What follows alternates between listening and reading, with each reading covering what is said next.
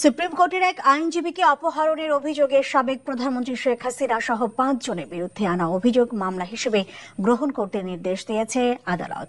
Dhaka chief metropolitan magistrate CMM আদালতের magistrate Farzana Shakil Sumo Chowdhury এই আদেশ দেন। 2015 সালে রাজধানী উত্তরা থেকে গুম করার অভিযোগে সাবেক প্রধানমন্ত্রী শেখ হাসিনা, সাবেক স্বরাষ্ট্রমন্ত্রী আসাদুজ্জামান খান সহ ৫ জনের বিরুদ্ধে মামলার আবেদন করা হয়েছে।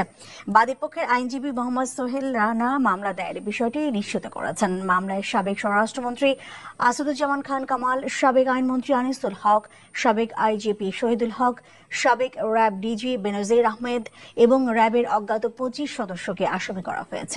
আমি ছিলাম ওখানে, আমাকে নির্মম নির্যাতন করা হয়। শুয়ে থাকাটা এটা যে আল্লাহর কত বড় নেয়ামত, এটা আমি তখন বুঝতে পেরেছি। 4 মাস 3 দিনই আমাকে হাত পিছনে বাঁধা, চোখ বাঁধা এবং বসা অবস্থায়। 6 জুন আমাকে নিয়ে যাওয়া হয়, মানে 7-8 ঘন্টা জার্নি ছিল। পরে ওখানে যেয়ে আমি জানতে পারি যে এটা রাজশাহী র্যাব হেডকোয়ার্টার। তো ওখানে আমাকে টয়লেটে রাখা হয়েছিল। টয়লেটে 1 মগ পানি দিত, আর 1 মগ পানি এটা দিয়েই আপনি খাবেন, এটা দিয়ে আপনি গোসল করেন, উজু করেন, যাই করেন, ওই ছোট 1 মগ সারাদিনে দেওয়া হতো।